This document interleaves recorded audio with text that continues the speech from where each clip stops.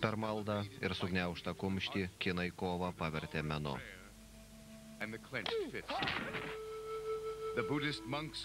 Pasitelkę savo fizinės, protinės ir dvasinės jėgas, Šaulinio šventyklos budistų vienuoliai siekė sielos ramybės ir kūno stiprybės.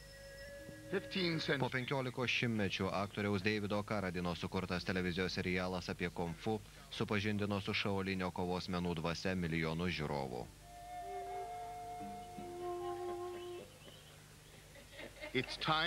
Metas pasekti Davido Karadino kovos menų keliu.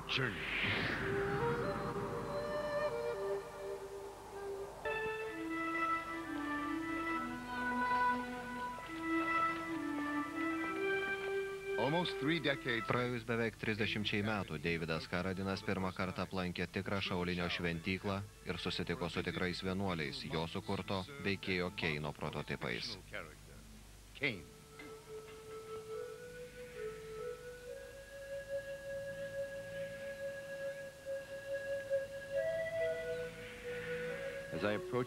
Priartėjęs prie vartų, prisiminiau mokytojo Kano žodžius iš filmo. Išmintingas žmogus vaikšto nuleidęs galvą.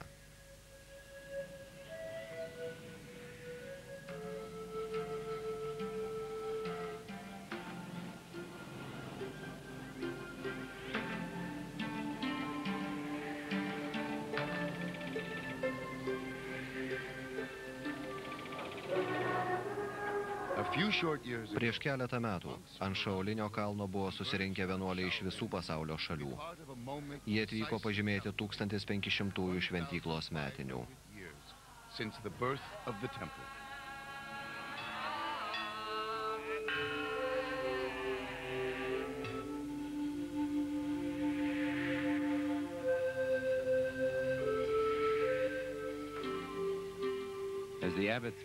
Įleidęs mane pro vartus asmeninis abato padėjėjas paaiškino, kur slypi šventyklos galia ir reikšmingumas.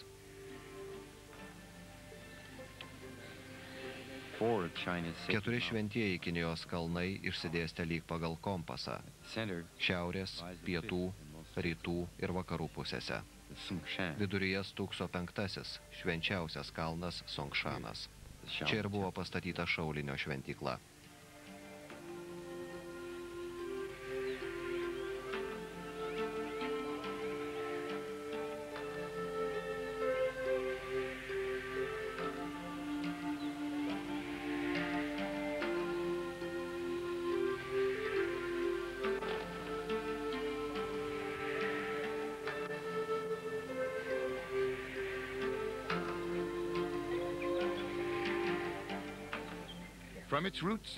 Iš Šaulinio slėnio kovos menai plito į rytus.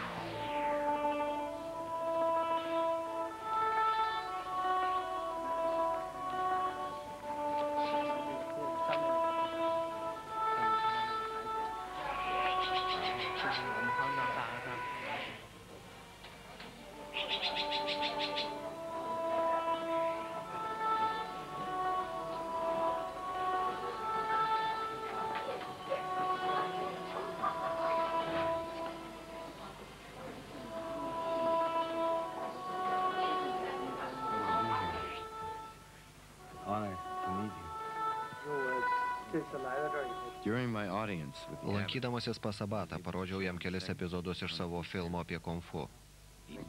Jis nebuvo matęs šio serialo.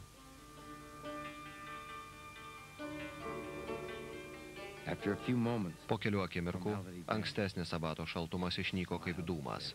Jis nusišypsojo ir tarė: "Tu vaidinai kinų vienuolį? Tai labai įdomu."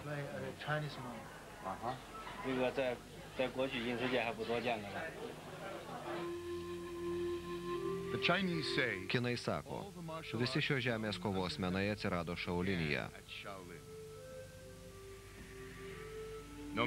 Nėra nė vieno kovos stiliaus, kuris nebūtų kilęs iš Šaulinio kovos menų mokyklų, ar bent jau patyrė stiprios jų įtakos.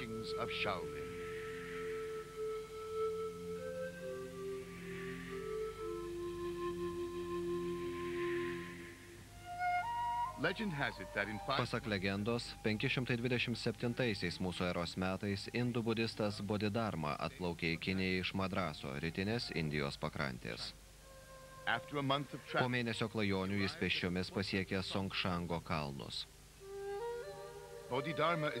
Sakoma, kad Bodhidharma 9 metus praleido medituodamas ant stačios uolos esančios virš šventyklos.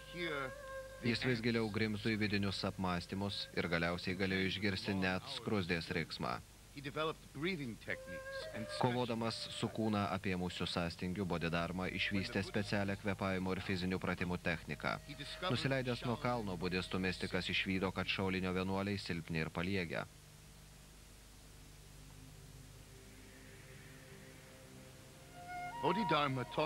Bodhidharma atskleidė jiems savo paslaptis, išmokė siekti dvasios stiprybės ir apsiginti nuo kalnų regionuose siautusių plėšikų.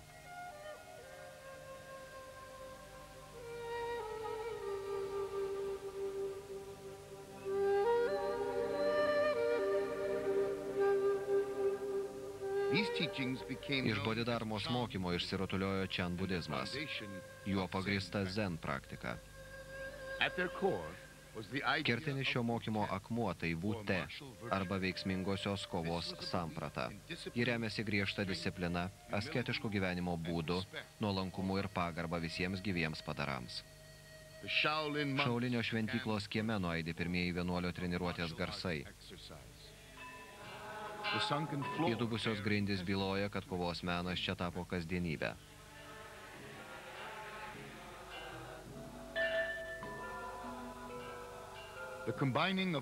Kaip tikslo siekdamas žmogus sugeba sujungti į vieną savo fizinės, dvasinės ir protinės galias.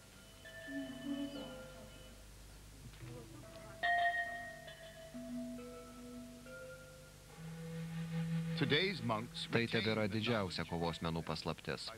Šiandien vienuoliai kruopščiai saugo žinias, kurias jiems suteikė kovos menų pradininkas Bodhidharma. Įėjęs į įdubusį kiemą ir išvydęs kovojančius vienuolius, aš netekau žado.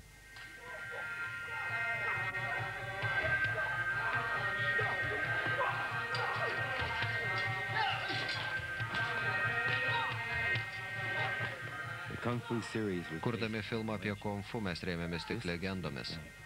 Tai, ką aš išvydau čia, buvo tikra.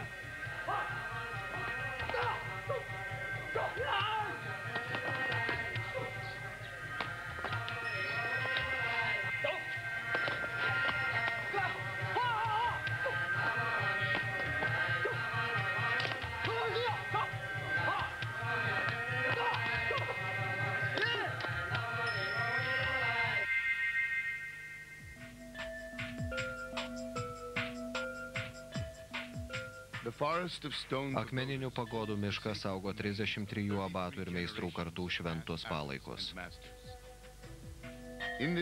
Šioje šventyklos vietoje geriausias šaulinio meistras Dejangas demonstruoja kovos stilių, vadinamą širdies keliu.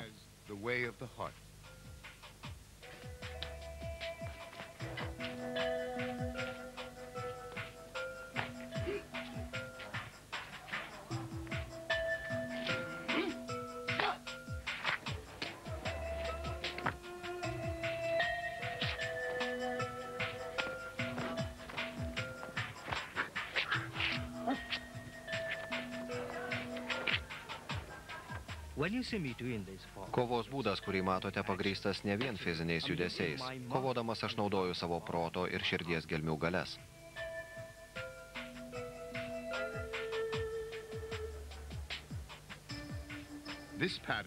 Šis kovos būdas stiprina žmogaus chi, arba gyvybinę energiją, kuri leidžia panaudoti vidinės kung fu galias.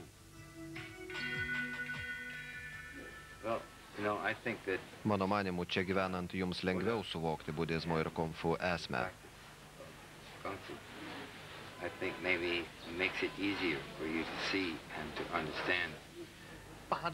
Budizmas moko kantrybės. Kantrus žmogus gali įveikti visus sunkumus. Visos didžiausios pasaulio religijos remiasi idėja, kad žmonės turi nešti gėrį vieni kitiems. That people be good to each other. 他知道了很多，但是我想，无论是佛教、道教。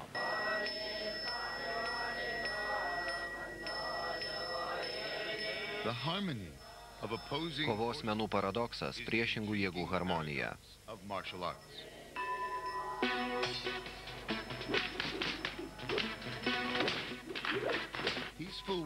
Čia neatsiejamai susipina taikingumas, gėris ir mirtinai pavojinga jėga.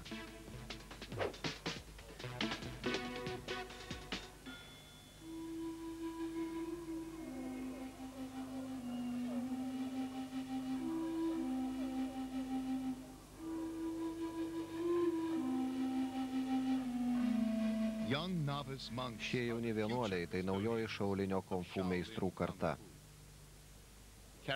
Perimdami per tūkstantmečius sukauptus kovos įgūdžius ir dvasią, jie sugeba senasias tradicijas pritaikyti šiandieninėme gyvenime.